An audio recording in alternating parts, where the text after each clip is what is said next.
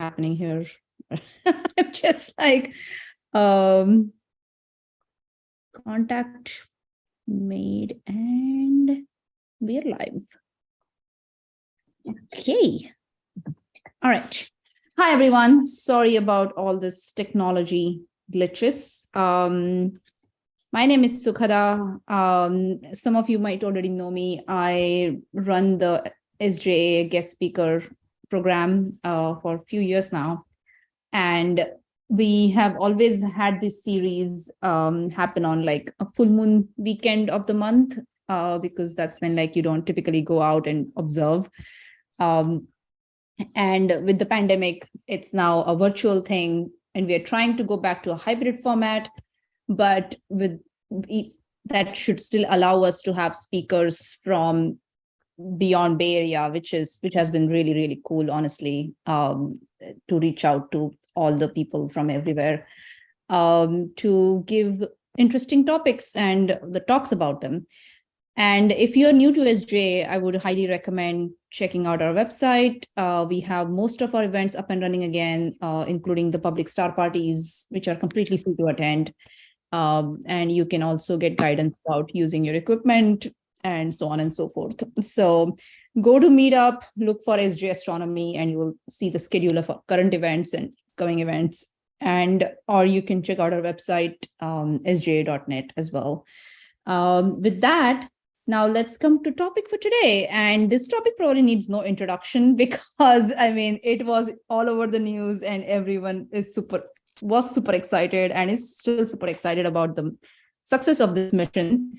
And as I was mentioning earlier, when some of you were still on the call, it's like we probably watched Deep Impact back in the day and we're like, oh, this is like something like this can happen. And we are always talking about how an asteroid is making a near pass and if it's going to hit us and we'll be all dinosaurs essentially sometime in future.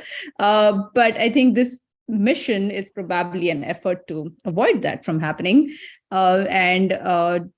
Dr. Andrew Rivkin is here today to give us more information about that. And since we are already behind, I would request you to start the talk. And thank you so much again for joining us today. My pleasure. Thanks for having me. And yeah, calling in across the country from Maryland. So happy to be able to join you virtually here. Mm-hmm. And I'm going to be talking about this mission that crashed into an asteroid 4 months and change ago, I guess. So let's see if I've got this here. Right. So this was kind of the scene. We kind of put this little trailer together here, kind of showing what it looked like. This was taken from the coverage, from the NASA coverage. You've got our engineers down there in the lower left, watching this asteroid get closer and closer and realizing, yeah, okay, we're actually gonna hit, which I think we knew, but until we actually did it, you always kind of cross your fingers.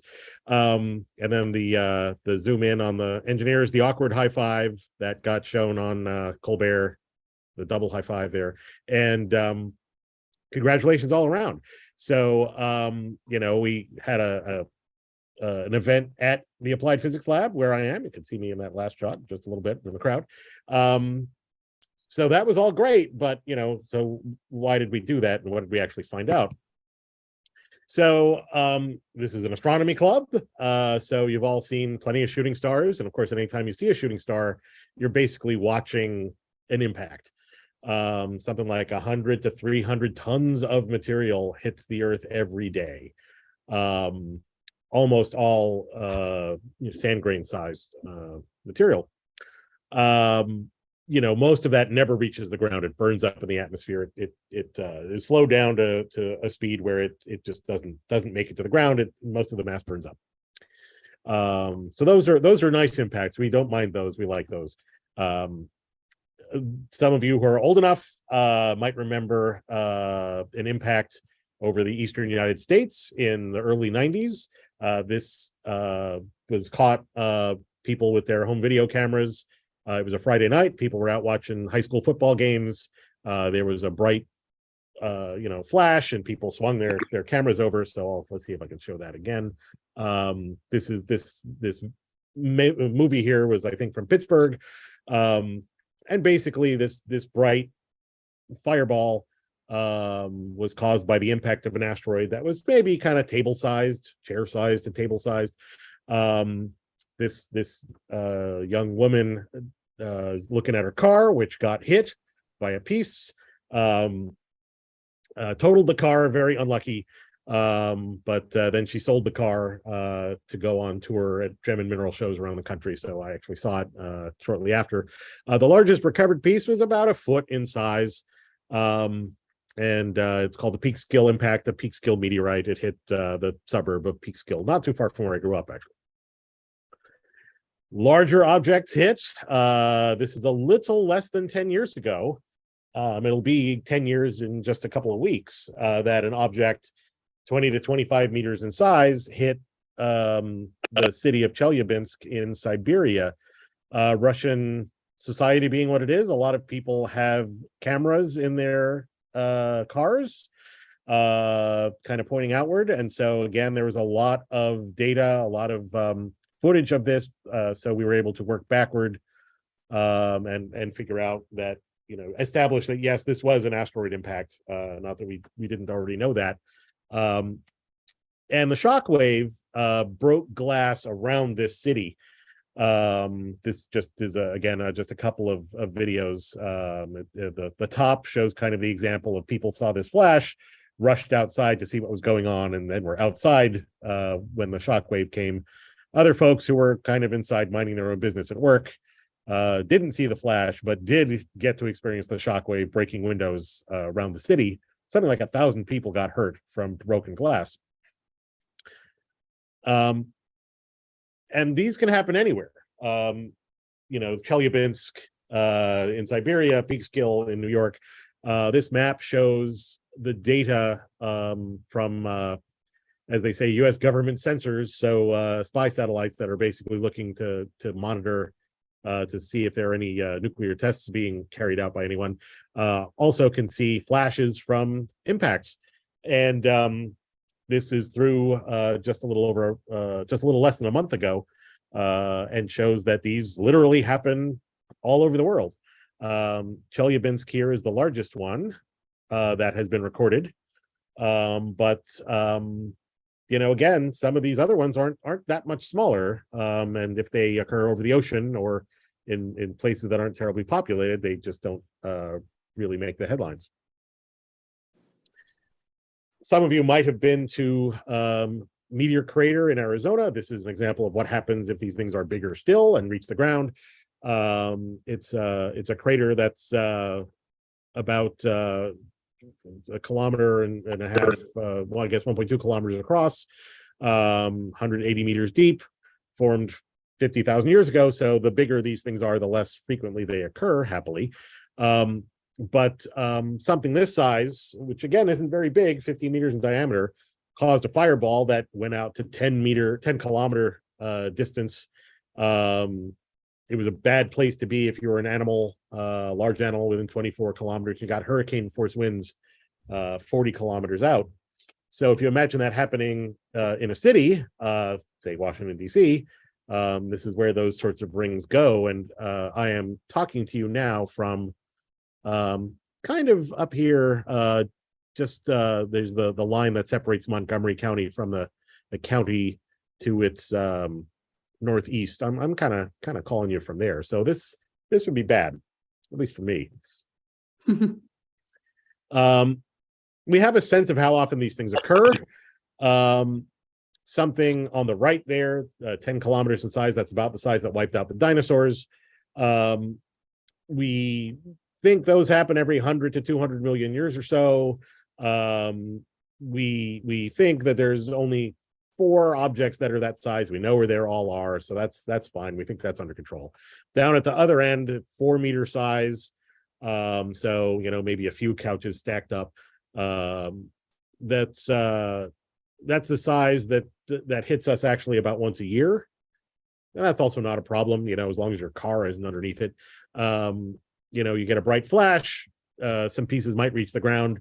It's a good thing that these really aren't problems, because there's 500 million of them out there, and we found very, very, very few. So the categories in the middle are the ones that are maybe of more immediate concern. Something a kilometer in size, so that second from the right, could cause global devastation, and people talk about an impact of something that size, maybe even collapsing civilization because of immediate climate change, and disruption to crops and the like. We think those happen maybe twice every million years, but we think that we know where basically all of those objects are as well, and we don't think they're going to hit us. You come down one size, though, and it starts to get kind of more interesting. At 160 meters, that's a size where it wouldn't destroy civilization. We don't think. Civilization has been kind of funny sometimes, but it would be bad if it hit a region.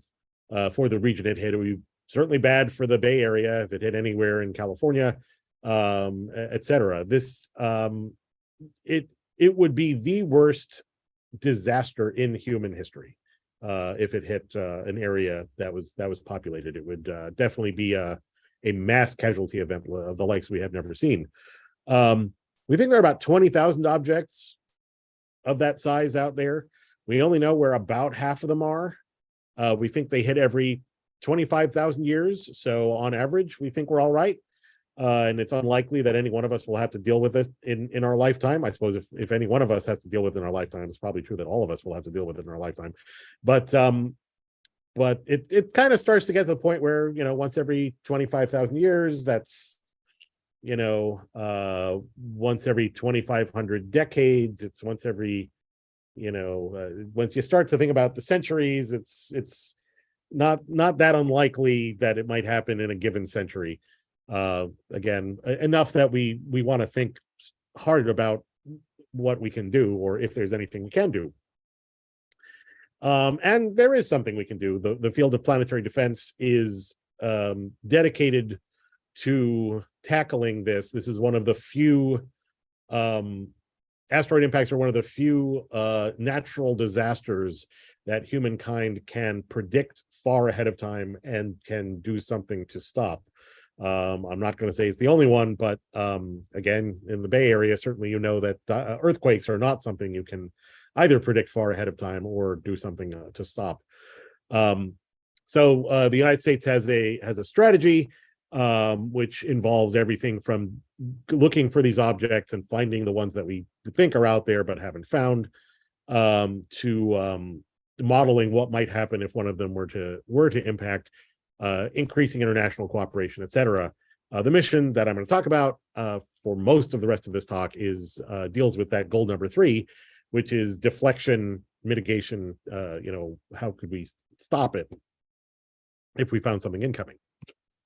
So the overall point of mitigation, and here I've got the Earth emoji and potato emoji representing an asteroid, is that really the problem is that if an asteroid and the Earth are going to be at the same place at the same time, that's when you have a problem. It seems pretty obvious, but it's worth saying out loud. So the Earth is, the numbers don't really matter, but 12,700 kilometers in diameter. It's moving through space at 30 kilometers a second. That means that it takes about 7 minutes for the Earth to move its diameter in space. So the easiest way to avoid an impact is to either speed up or delay an asteroid so that it arrives 7 minutes early or it arrives 7 minutes late. And if you can do that, then it will miss the Earth. The earlier you can start moving an asteroid, the smaller of a speed change you need. You can imagine this is like if you have two trains that are traveling on tracks that are going to intersect one another. If you realize that they're going to collide a day ahead of time by looking at the timetables, that's easy to fix. You just tell one of the trains to change its speed by a little bit, and it won't be a problem. If you figure it out 90 seconds ahead of time, that's a real problem. One of the trains is really going to have to change its speed by a lot. So basically that means that early detection of an asteroid impact is very important. the sooner we can realize that something might be a problem, the more options we have and the less drastic those options have to be.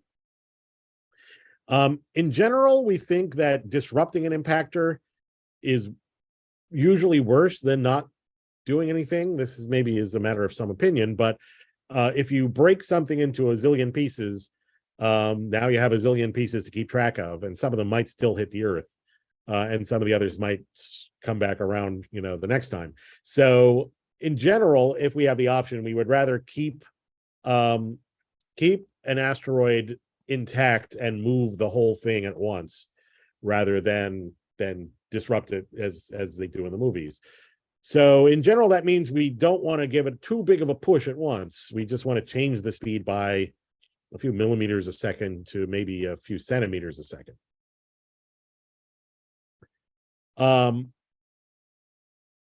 So actually, I'm going to skip this one. This, I think I've more or less said. So the idea of actually, I've changed my mind. I'm going to go back. So the specific option we use, again, depends on the amount of time that we have to do it, and the size of the object. So if something's small enough, like if we knew the Chelyabinsk impactor were happening, then it would be a civil defense sort of thing. We'd say, okay, something's going to hit your city, but it's small. Go to the window and watch the flash if you want. It'll be fun, but then you've got about 90 seconds to get away from the window because there's a shockwave that's going to break your window. If something's big enough, and we don't have a lot of time, then we're probably looking at something like in the movies, some sort of nuclear option. Unlike in the movies where they kind of dig the big hole and bury the nuke and then try to blow the whole thing to smithereens. That's not what we would prefer to do unless, this kind of extreme case here. We would otherwise try to just kind of detonate the nuclear device in a way that it would propel the asteroid in a direction away from Earth. The thing we've circled there is kinetic impactor deflection, and that's what DART is. And it's a very easy concept. Basically, you ram your spacecraft into the asteroid that you're worried about, and then you change the orbit of the asteroid with the momentum that you bring with the asteroid. There have still been some unknowns, which is why we did DART in the first place. How much momentum is transferred from the spacecraft to the asteroid? How much debris do you make? And so we wanted to have a test flight. People have been thinking about test flights for a while. There were some particular technological challenges. For instance, like I said, asteroids move around the sun at about 30 kilometers a second, similar to the speed of the Earth going around the sun. We don't want to change the speed by very much. Like I said, a few centimeters per second tops, and that's really hard to measure. The difference between 30 kilometers a second and 30 kilometers plus 2 centimeters a second. So you either need a second spacecraft there to monitor it. Now it's twice as expensive. People don't want to spend money, or you have to come up with something clever. So my colleague, Andy Cheng at the Applied Physics Laboratory came up with this clever idea, which is to go to a double asteroid. This animation here shows, a different asteroid system than the one we visited, but it shows a simulation of an asteroid with a moon. So the idea is that the moon of an asteroid, instead of going around the sun at 30 kilometers a second, is going around its main body at maybe 10 or 15 or 20 or 30 centimeters a second. So you can change the speed by a centimeter or 2 a second, or a millimeter or 2 a second, and be able to measure that very easily. So that's why we figured we would go to a double asteroid system. And this is our mission in just kind of one slide here. So we launched in November of 2021. We cruised through space for just about 10 months and impacted the object Dimorphos last September. Dimorphos is orbiting the larger body Didymos. Our spacecraft was something like 570 kilograms of mass. It was carrying a CubeSat, which I'll talk about a little bit more later, which was contributed by the Italian Space Agency. And we made measurements after the impact with that CubeSat and then telescopes on Earth. So here's the scale of what we're talking about. Before I was talking about, chair-sized asteroids and stuff. DART itself is a bit bigger than a bus. The main body of DART is maybe only the size of a vending machine, and then the solar panels kind of extend out longer to be that kind of bus size. Dimorphos, the object we hit, is about the size of one of the pyramids of Giza. And then Didymos, the object it's orbiting, is not that much. It's similar to one of the larger skyscrapers on Earth, at least in one dimension. Obviously, it's much more, it's more of a 3D thing than these more 1D almost skyscrapers. Here's a spacecraft again, and some of the technologies we carried. The one I'm going to talk about is Draco. I guess I'm going to talk about LiCiCube as well, but all of these were tested. The Smart Nav is our autonomous onboard navigation, and that's what steered us in. The CubeSat is about the size of a cereal box. It carried 2 cameras on it. The Italians were Star Wars fans, apparently, as much as we are. As they named them Leia and Luke. Leia is a monochrome camera and a higher resolution, so more of a zoom. Luke was a color camera. I don't think it's unlike what people have in their phones in some ways, but obviously the optics were better, and it was made to operate in space. So we had 4 things we needed to do for NASA to consider us a success, and of course that's what we wanted. We had to impact Dimorphos this last fall, which we did. We needed to change the binary orbit period from 11 hours and 55 minutes, which it started out as. We need to measure that period change to a specific precision. And then we needed to measure this parameter called beta, which basically is how much did the momentum of Dimorphos change compared to the momentum of DART. And you might think, why is that not just a simple physics problem? And I will tell you why shortly. So Didymos was a great target. As I said, we wanted to visit a binary asteroid. Didymos was really the most accessible binary asteroid available anytime around now. Dimorphos was the right size for us to make the kind of deflection we wanted with a spacecraft the size of DART. And so it was not too big. It was not small enough that we were going to disrupt it. And it made a close pass to Earth at a time that we could measure it with our telescopes and with radar. For those of you that wonder what spacecraft look like when you're putting them together, they're not necessarily, like I said, it's about vending machine size. You can see in some ways it's not that different from a vending machine if you were to open it up. It's, kind of boards and wires. The COVID pandemic hit just as we were starting to assemble the pieces. So a lot of the techniques that we've used in the past to put spacecraft together were had to be altered, as you might imagine, especially early on then when there were no vaccines and we were still trying to figure out how things were spread and not spread. So there were a lot of innovations in terms of things that might otherwise have had 30 people in the room kind of looking up close and sticking their heads in places, now had a much smaller number of people with again with iPhones sticking those cameras into nooks and crannies and then using Zoom so that people could all see at once. Here's a few months later, the spacecraft was put together and covered in this thermal wrap. The solar arrays were tested. These were new technology development. They started out rolled up like rolls of paper towels, and then they unrolled in space. So that allows them to be packed into a much smaller area. Here's what LiCiCube looks like. I said about the size of a cereal box. So here's someone actually holding it. Here are the very proud Italian engineers after it got installed. Here it is. They just kind of stuck it on the side of the spacecraft. And then here's actually the solar array rolled up.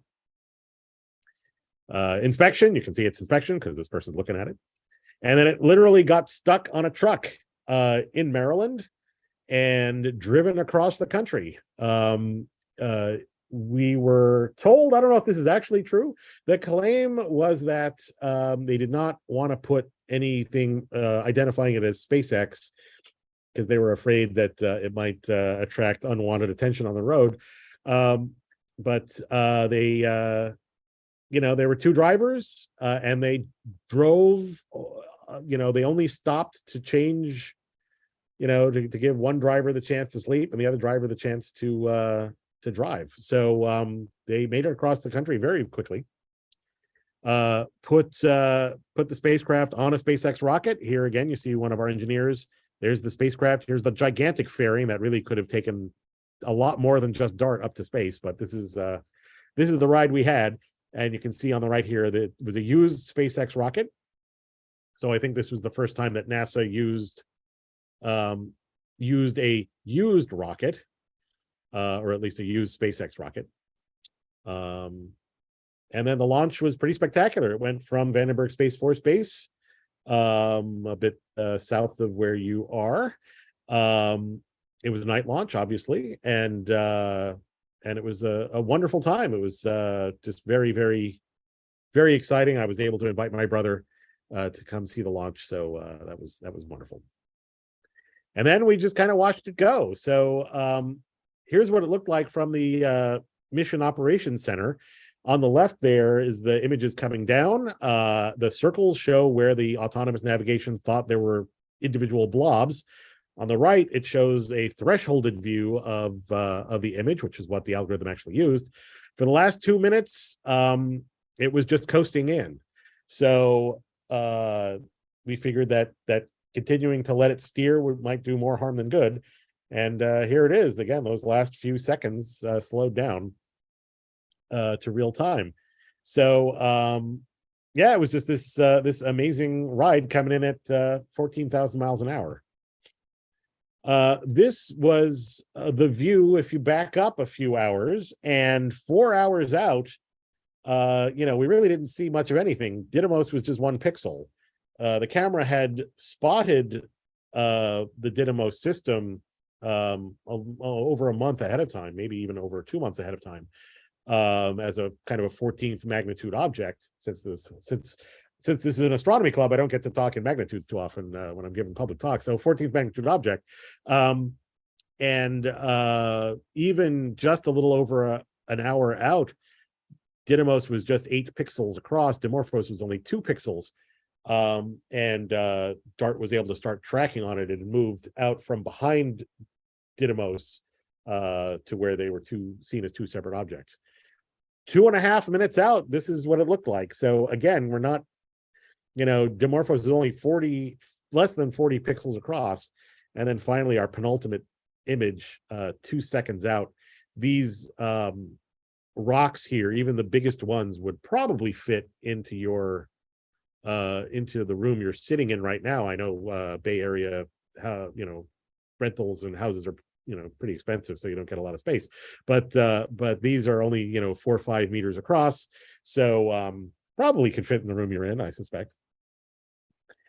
Here's once again, we never get tired of showing this. So again, this one more time for you, shows us coming in, and of course we're watching this live, and we're seeing this amazing asteroid Didymos. We see these boulders coming, but we don't have time to do more than just watch it go by at that moment. We've been, of course, looking at the images since then and analyzing them. And then once more, here's Dimorphos. And just the vibe as we were watching this happen was really amazing. Here they are to scale. Didymos and Dimorphos just a couple of minutes out. You can tell, although maybe it's a little hard to see, there are some flipped images out there on Wikipedia and the like. You can tell that this is the way it would have looked if you see Didymos looking a little bit like a fish, a big fish chasing a little fish. You can kind of see the nose of the fish there and the tail of the fish there. And here's, again, kind of the nose of the big fish and the lip of the big fish. again, this beautiful, very regularly shaped Dimorphos. We were expecting it to be much more irregular, but while you get some rocks kind of sticking off here, the whole thing is very much like a pretty regular ellipsoid. This here is a rock that's sticking up out into the sun, so it's catching kind of the setting sun here, while this area here is low enough that it's already past sunset. Again, we can watch these come in. And this last image, we've just gotten the official names for these rocks approved by the International Astronomical Union. So those are official. I think this is the first talk any of us are giving that can use them. So this one here is called Atabaki. This one is Bauran, and this one is Kakavela. So they are all named for percussion instruments. That's the theme for names on Dimorphos. So LiChaCube, the CubeSat followed in afterward, not too far behind. It had some funky focus issues with one of the cameras, but even here you can see these are taken from 1,000 kilometers away, 6 seconds apart, showing the flash as the dart impacts through material into the air. It closed to kind of 50 or so kilometers away, and we looked at this and we said, we have no idea what we're seeing. This is bananas. We have since think we've figured out what we're seeing.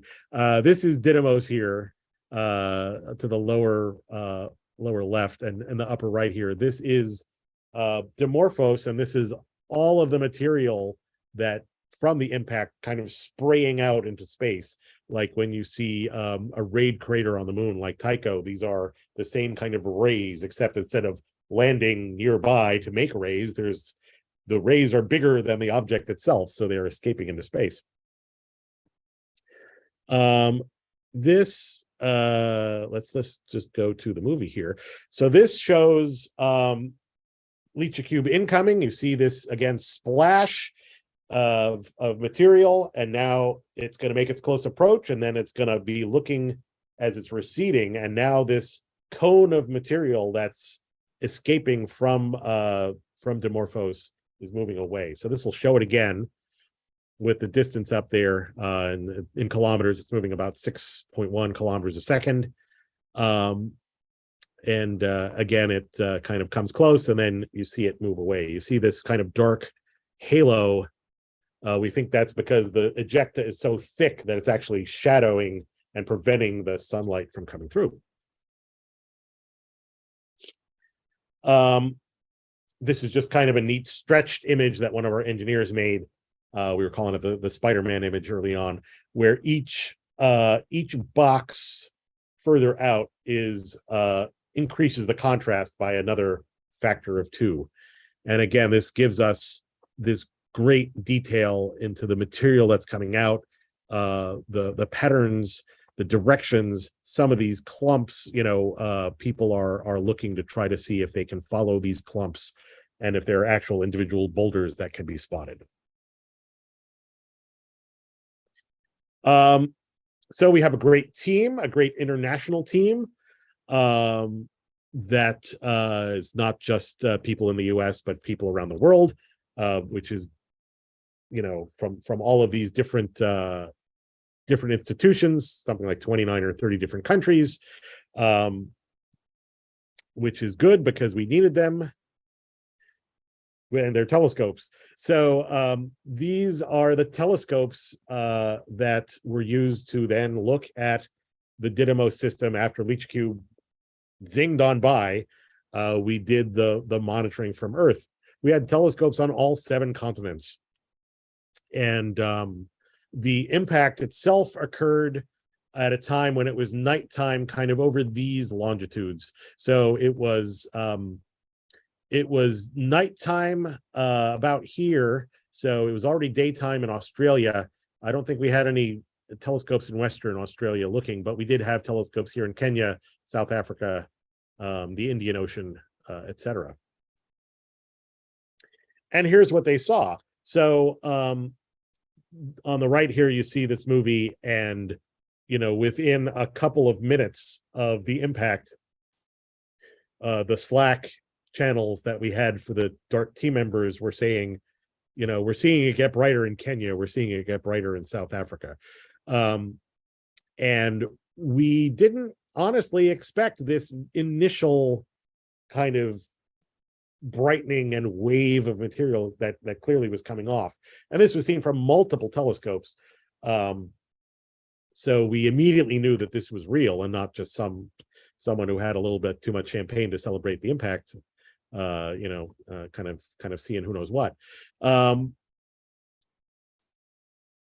So this was obviously very exciting. As I said, we had telescopes on all 7 continents, and we were able to use telescopes on all 7 continents, not just say that we had them. Obviously this has been really just wonderful that we've had this. We also had telescopes in space looking. We had both Hubble and JWST time. And these have been good to kind of provide this kind of intermediate data in between what the CubeSat was seeing really close up immediately after, and then what the telescopes on the ground were seeing that maybe is a little bit bigger scale. So here we're seeing material within kind of tens of kilometers of the impact. Here for JWST, this hexagon pattern, or this snowflake pattern, is a diffraction pattern in the telescope that we're still calibrating out. But all of the other things in here, this is all material coming out from the DART impact. Similarly for Hubble, this cross pattern is a diffraction pattern, but all the other material that you see here is material coming out. This animation, hopefully you can see this, is from Hubble. And you can see, these clots of material coming off in this direction and out in this direction in the first hours after the impact. And this is a similar movie for Hubble. Again, you can kind of see a cross, but you can also hopefully see material kind of coming off in these directions. Within a few days, the ejecta cone that I showed in the LICHA-CUBE data, where all the debris was moving in one direction, the smaller material was getting swept back by the solar wind. So this is a telescope in Chile that saw this kind of micrometer, millimeter sized material getting swept back like a comet, while the larger material was still kind of pointing more in the original direction that it was coming from, or that it was spewed out. And I'm an asteroid guy. I've discussed with some of my colleagues who work on comets whether this is a real comet or not. And I, of course, think we made a comet. They're not so sure. We've kept looking with Hubble. 12 days after impact, you can see kind of this double tail structure. We're still working on figuring that out, but one of the ideas is that, again, now we see a cone of material in this direction, and we're just looking through, this is the thicker edges of the cone. And our colleagues in New Zealand, it was cloudy a lot, but they got enough clear nights over the month after the impact to be able to make this movie. They're tracking on Didymos, and so the kind of streaks you see are, of course, the stars, and this is, every frame is all of the images from one night averaged together. So these are, stars that are being averaged out. And you can see that as this movie starts again, you see kind of almost horns due to the original ejected direction, and then those goes away, and this tail forms and kind of swings around clockwise. And these are not large telescopes; these are kind of meter-sized telescopes, and even some smaller telescopes were able to get images that that we could see. This is the Lowell Discovery Telescope. So this is a 4-meter telescope. This is almost 2 months after the impact. This one is now obviously centered on the stars and letting Didymos move across the frame. But this tail, there's nothing up in the original ejecta cone anymore, but the tail has grown tens of thousands of kilometers long, and is it's just this beautiful, beautiful sight. And this is kind of the pretty picture part, I suppose, where we're showing that this tail has persisted. Here it is, just maybe last week, again from the Lowell Discovery Telescope. So 120 days, and you can still see a tail. You can also see, this is an Alt-Az telescope, so you can see where it does the flip around the zenith early on. So the seeing wasn't necessarily great all night. There's the flip, and then but you can again see that even in these 4-meter telescopes, a little tough to see, but the tail is still there. So this shows the tail. We've been working, we talked about this at a scientific conference in Chicago in December. Basically, Dimorphos itself is about as big as the VAB, this building at Kennedy Space Center. And this tail, from a building this, from an object this big, the tail basically stretches 3/4 of the way around the Earth. So it's a very, very, impressive tail. But it only probably involves as much material as, the gravel. In this set of railroad cars, we think kind of at a minimum, maybe kind of as much material as in this many railroad cars. But, it's an interesting, to me, combination of, normally when we think about astronomy and we think about astronomical objects, there are things that are just so big that they're hard to really, comprehend. Jupiter is gigantic, right? Stars are tremendously huge. It's hard to wrap your head around that. This building, you can figure, I think we can have a rough idea in our heads of what that's like. I mean, here are cars, right? So it's big, but it's not so big. And then all of a sudden to have this tail stretch this long is just, to me, just is crazy. It's crazy. Okay, so none of this actually, if you remember the things we needed to do to make NASA happy, none of the tail stuff has anything really to do with that. It's been great. We're going to get a lot of science out of it, but we need to do some other things. So what we've been doing as part of this data is measuring the light curve of Didymos and watching its brightness go up and down. Didymos and Dimorphos have only ever been 1 point of light from our Earthbound telescopes. And so as Dimorphos comes around and moves through Didymos's shadow, and throws a shadow on Dimorphos, the brightness of the system changes, and we measure that. We've been measuring that for years, and that's how we already knew that Dimorphos moved around Didymos in 11 hours and 55 minutes. So by making these measurements since the impact, we now have been able to say what the new period is. So this shows a subset of the data, and who doesn't love data? So this top panel kind of shows where these dips are occurring over this time period, and where you would have expected dips if we didn't do anything to the system. So if we didn't do anything, we would have expected a dip there, and instead we got a dip here. Same here on October 4th, we would have expected one here, and we got one there. If you make the measurements, run the math, it comes out with an 11-hour and 23-minute orbit. So we've changed the period by, if you go to the next decimal point, it's actually 33 minutes, not 32 minutes, but we've changed the period by 33 minutes. We also have evidence for that from radar, because it was close enough to Earth that we were able to get radar from Goldstone. If you haven't looked at radar images before, they are kind of funky. This direction, the Y direction, is range from the Earth. The X direction is Doppler shift. So it's how fast things are moving toward or away from you. So this box here includes Didymos.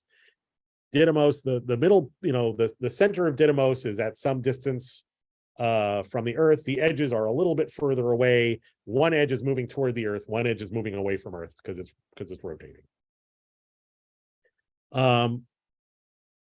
Dimorphos is there.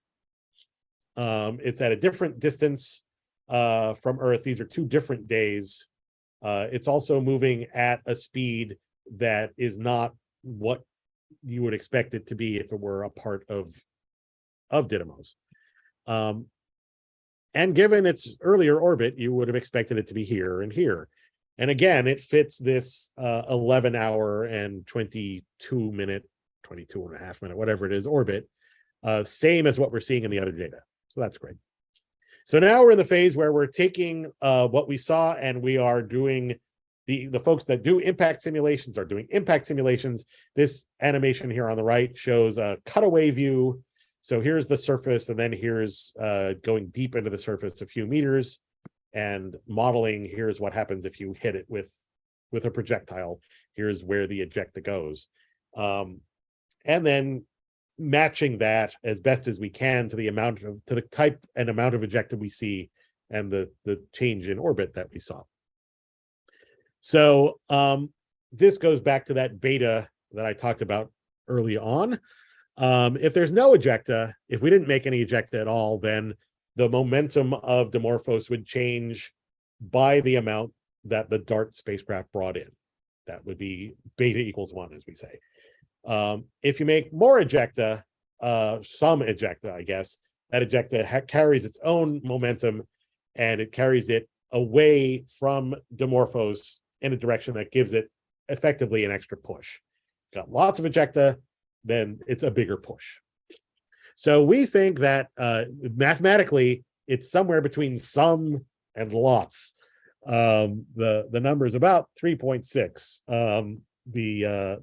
The impact plus ejecta, so DART spacecraft plus ejecta, changed Dimorphos's momentum by a factor of 3.6 times more than just the spacecraft itself. So the ejecta, those railroad cars worth of stuff stretching, tens of thousands of kilometers away, did most of the work of moving Dimorphos.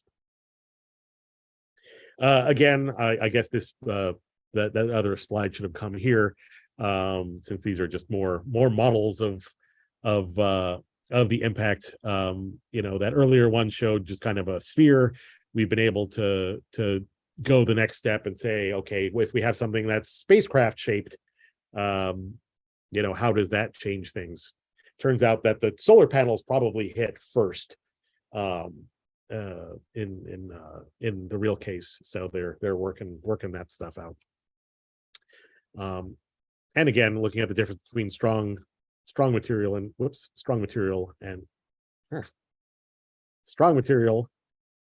weak material, which give different amounts of ejecta, and again will tell us about the surface of Dimorphos in ways that DART and LiCiCube itself couldn't do. Okay, so going back to this, like I said, we can check off those first two. I am confident that before February is out, we will be able to check off those other two, at least one of those other two, as we have some papers working their way through the systems. And so, as with all of our papers, we're making sure they are open access so that people can, so that the public can see what they paid for and see what they did. So you should be able to get access to those when they are ready. So what happens next? There's another mission that is going back to the Didymos system that the European Space Agency is going to launch next year, 2024, a mission called Hera. So we've been working closely with that team. They will carry their own CubeSats. They will go back and kind of see what it is we did, kind of check out the mess we made, and be able to make measurements that we were not able to make because we were on a one-way trip. So they'll measure the crater, assuming we made a crater and we didn't just resurface the whole thing. They'll measure, see if anything hit Didymos itself. They'll see if, make a mass measurement for Dimorphos, which we were unable to make. We made an estimate, but they'll be able to do a better measurement. And so they'll really be kind of, the closing parenthesis on this experiment, and really kind of help us do the comprehensive job. Going all the way back to one of the early slides, the next NASA planetary defense mission will probably be something called NEO Surveyor. I think that's what we expect. It's been confirmed. It's a telescope to look for the objects that we have not found that are of the size range that we're interested in. So down to this kind of 140, 160 meter size. They are thinking they might launch, it does not say on here, before the end of the decade. I don't remember whether it's planned for 2026 or 2028. But then hopefully by the end of the 2030s, at least, we'll have found all of the objects that we're thinking we'd like to find. DART itself is going to be ending soon. The project officially ends in September, at the end of September.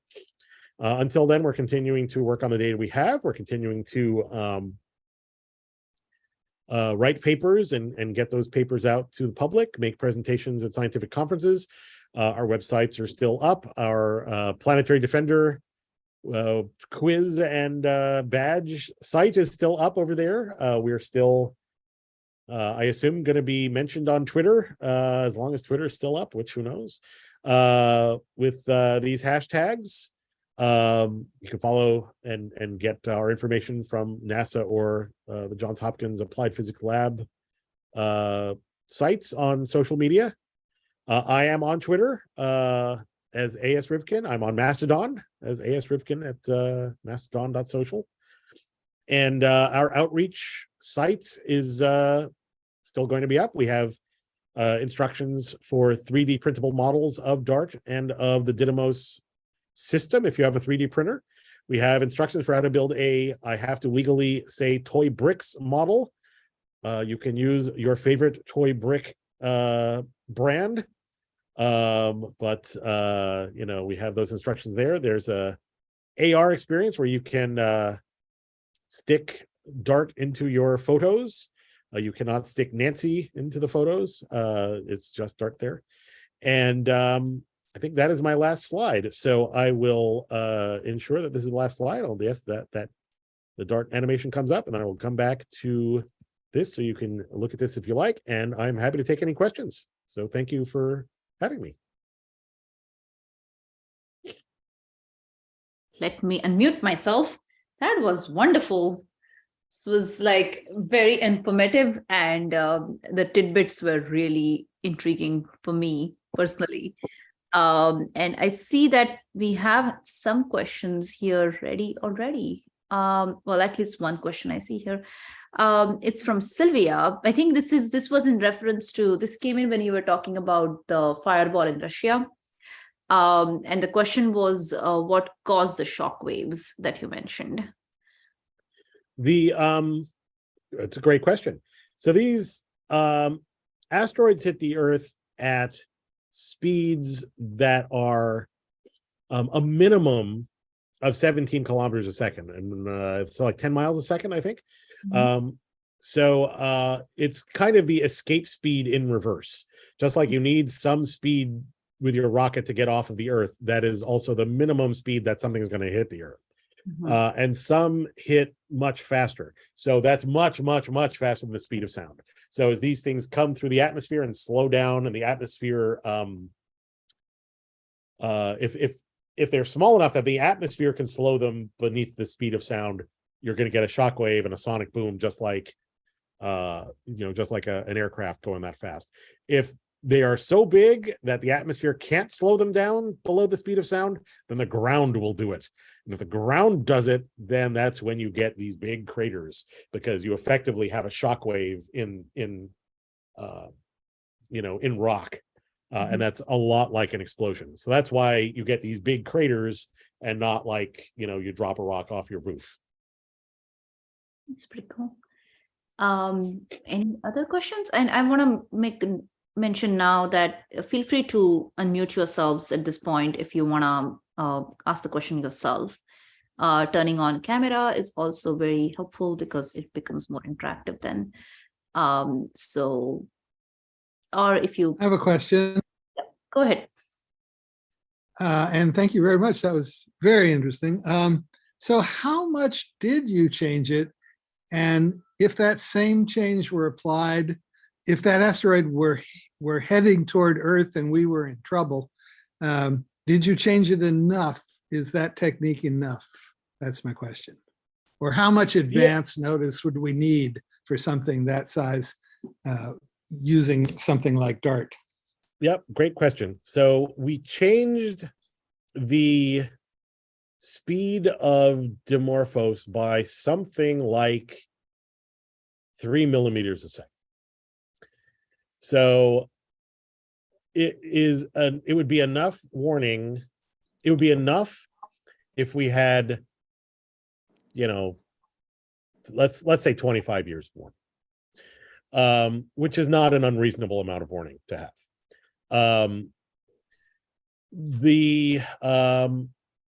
The community, the planetary defense community, has meetings, because of course everyone has meetings, and we have exercises, which are, you know, kind of glorified role-playing games in some ways. And the strategy that has evolved over the years as we've gone through these exercises is that, you know, we don't have to just send one of these.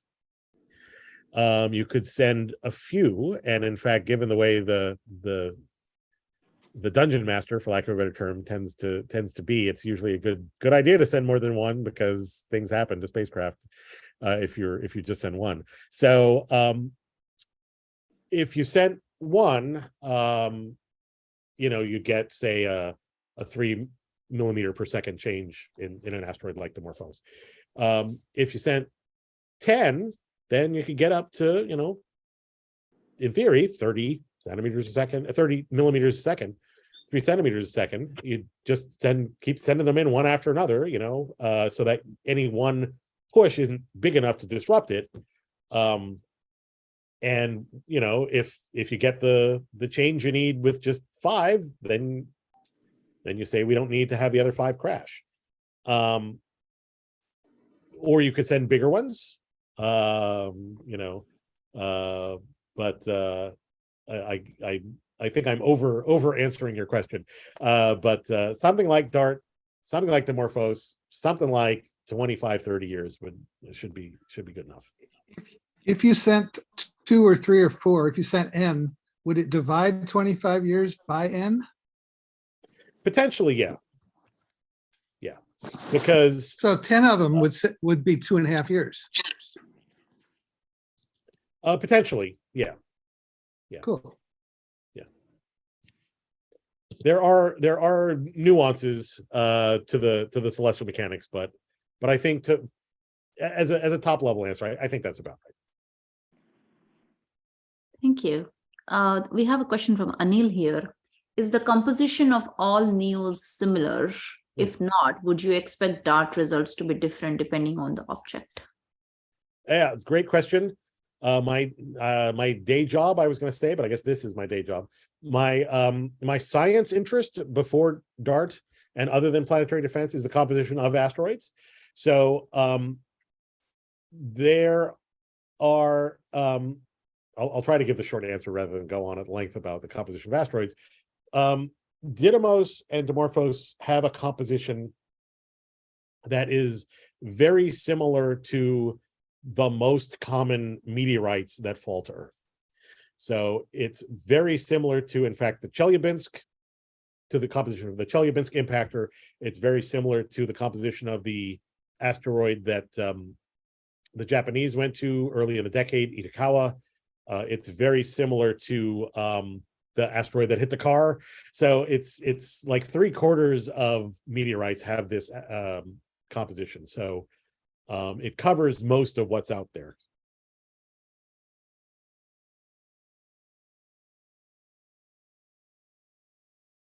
Sorry, I was on mute.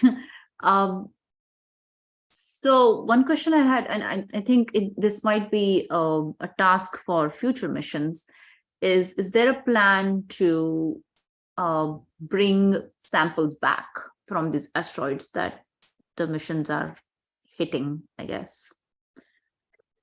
These specific asteroids, there's no sample return plans for these objects. I think the one or both of the CubeSats that Hera is going to bring are supposed to land on them. I mean, we landed, I guess, technically. There are, of course, other sample return missions that have been have happened recently and are underway, but not for these that I'm aware of.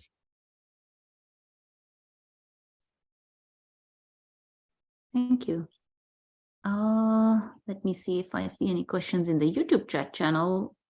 Oh no, it's really quiet here. Any question? I think there's a question. Oh, I don't know if it's a question for Stefano is saying, all the team is preparing to save humanity in case of an extinction event. Do you felt the responsibility?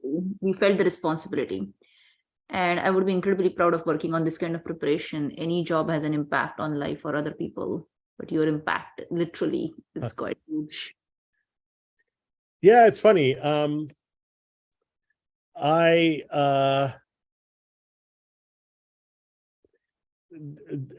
I was in college, and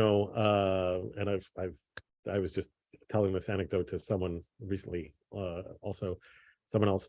I had all these friends in high school and college who were going to become, doctors or right, and they're gonna go into law. And I just remember thinking, boy, you could really ruin someone's day in law if you're a lawyer or if you're a doctor, a dentist. If you screw something up, even if you don't screw something up, you could really ruin someone's day. And so, at least in astronomy, I'm like, at least I'm, I can just kind of do my thing. So it is funny that it's turned out like this. I am definitely gratified. In that, as I think what we do is important, and I think even the people, basic science is important. Being curious and understanding the universe is important. So, my friends and colleagues who are, looking at, nitrogen glaciers on Pluto. That's really interesting stuff, right? It is true that if I'm sitting on an airplane next to someone and they ask me what I do, I have an easier time with the conversation explaining why NASA should be funding this compared to studying nitrogen glaciers on Pluto. And it is gratifying that I feel like this is something people worry about, and there is a rational amount of, I don't want to say worry. There's interest. We should be interested. We should be interested in kind of making sure that we know what's out there and that we're prepared in case something happens. But people are people, and some people actually worry. And I feel like if this helps people get to sleep a little bit better, then that's great. I hope that is true. I bet it does. And I was gonna say, I think there are people who actually worry about it. We know people who think about doomsday preparation and things like that. This is basically that, in a more sensible way. I want to say. I do have a question. Oh, go ahead. When you impact an object, you of course change its speed and its trajectory and therefore its orbit. And when you're looking at your mission, there's a difference between impacting an object coming towards you versus going away from you as it orbits around. So how did you decide when in its orbit and where on the object you were going to impact? And did you have to adjust DART in its journey to get just the precise right point that you wanted? That's a great set of questions. So we wanted to hit DART. We wanted to hit Dimorphos as close to head on as we could. right? It's moving around Didymos, and we wanted to make sure that our incoming direction and Dimorphos's, motion around Didymos were as close to opposite as we could to get the biggest change. It is also the case that we were coming in at 14,000 miles an hour, and Dimorphos is moving around Didymos at something like 3 inches, 3 inches a second or something tiny. So so hitting it head on versus hitting it exactly opposite didn't change the relative speeds that much. We also wanted to hit it there though, because we wanted to make the orbit smaller rather than bigger. We weren't sure the orbit before we hit it was 11 hours and 55 minutes. We didn't want to accidentally make it exactly 12 hours because we thought that would be inconvenient, because then you would any place on Earth would kind of be seeing the same orbit phase if it were in basically in resonance with the Earth's rotation. It would just be inconvenient. We also didn't want people to get worried that we were gonna detach Dimorphos and send it hurtling off Space 1999 style, which we knew we couldn't do, but that didn't mean that people weren't gonna worry about it.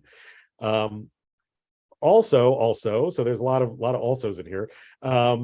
We wanted to hit at a time when the unlit side of Dimorphos was lit by reflected light from Didymos. So just like Earthshine, we wanted to get Diddy shine on Dimorphos. So that meant hitting it on that side, and that's been really useful because we've been able to use that actually and really stretch the images to see some of the parts of Dimorphos that aren't showing up in the images I showed if you really stretch it. So there's all of that. Then there's the reality of the engineers saying that's all fine and good, but yes, there are only so many NASA antennas, and Didymos was at a deck of -30, so it was in the southern sky, so it has to be visible from Canberra. So we had to hit at a time when it was above the horizon from Canberra. And pardon me, I'm going to sneeze. Or maybe I'm not quite going to sneeze. If I mute, it's because I'm about to sneeze. So we had to work with the engineers. We had to, the day we were going to arrive depended on the launch day. And then that group of telescopes around the world that I showed, and some of the astronomers on the team, went to work, and had been working to be able to say, okay, if we're going to hit on this date, then it's got to be at this time. Because we measured the pre-impact orbit period of Dimorphos to better than 1/10 of a second out of 11 hours and 55 minutes. So we had to get that precision so we can extrapolate it to the impact day to let the engineers know when to do the trajectory maneuvers to get there. So it was just everything working, everything worked flawlessly, but it was a lot of, these folks have to do their part of the job, and then these folks have to do their part of the job, and then these folks have to do their part of the job. And everyone did. I have another question. Go ahead. I have another question. So given that it worked, basically, and given that with infinite funds, if we found we were in trouble, we could probably produce DART-like things by assembly line. SpaceX will soon have the ability to just, send something off daily. Is not the problem solved? And can we now all stop worrying? So as So you have a solution, there may be better solutions, but from what you said, we have a solution. well, I think we have part of a solution. So there's I'm trying to come up with a metaphor, but instead of coming up with a metaphor, we still need to actually make sure that if there is something incoming, we know, and we don't find it like a day ahead of time, right? I mean, so That was going to be my next question. That was going to be my next question is, you said, I think 25,000 objects, half of them we don't even know. Why are Right. we so bad off on that statistic? And is that going to improve soon? Yeah, so part of it is that planetary defense has I'm not gonna guess anyone's age except my own, which I know. Certainly when I was a little kid, right, we did not know why the dinosaurs died out, and there were all sorts of theories. And it wasn't until I was in grade school that the idea that there was an impact occurred to anyone.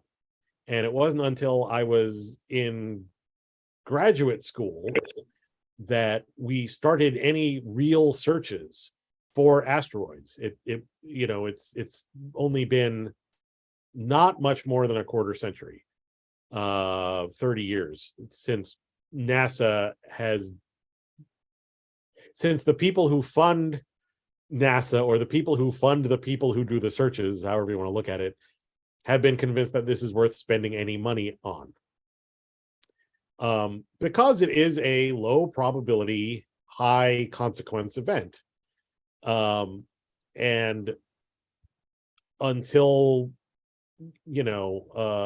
we could scope it correctly, it wasn't clear what it was going to take, or how much it was worth worrying about.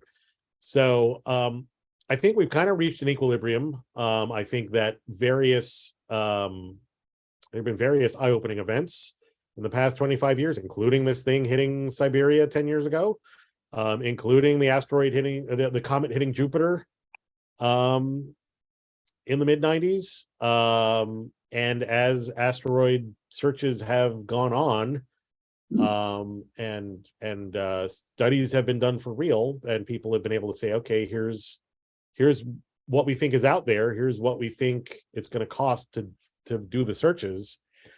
And as those the cost benefit analyses have been done, so now we're at a point where people say, okay, we think it is, the cost has reached a point where we think we can it's worth doing this. We've been picking things up in a happenstance manner for a while, but dedicated searches have been going on for a quarter century or so, have found the bigger ones, and now it's just a matter of taking the step in sensitivity that it takes, and using this telescope I was talking about a few slides back.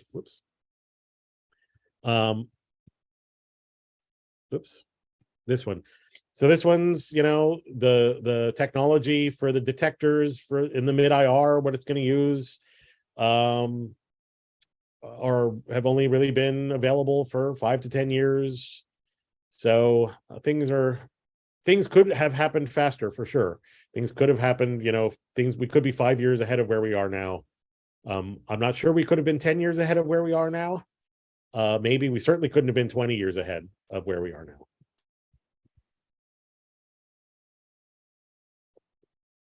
Right. Well, I'm going to take one last question because it's getting very late for our speaker here. He's on the East Coast. We have to keep that in mind. What about comets? Can the same defense as for asteroids also work on comets? Yeah, comets are, in principle, yes, absolutely. Comets have observational problems in that they are sometimes hard to pick up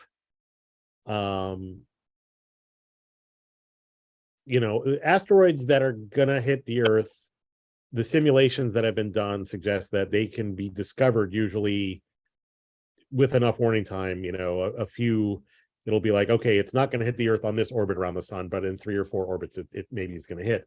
Comets are more, they're going to come in and you're going to find them on the orbit that they hit. So, the data's less good. The orbit is less precise. You have to act with a lower probability of. You have to have a threshold of action that's lower, right? If you say we're gonna deflect something that has a 1% chance of hitting the Earth, then 99 times out of 100 you've wasted your time. Comets also have weird non-gravitational forces on them, so comets are harder. But in principle, if you can make the prediction to the precision you need early enough, you could do the same things. All right. Well, as I said, that was the last question of the night, but this has been wonderful. I mean, lots of thought-provoking questions and great talk indeed.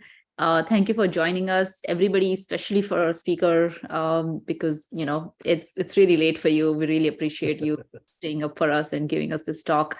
And it's been recorded. It's available on YouTube if somebody wants to watch it again, or share the link with others who probably missed the talk today. And thank you for bearing with me with all the technical issues we had in the beginning. And have a good night. Thanks. Thanks for having me. Thank you very much. Enjoyed it. Very interesting.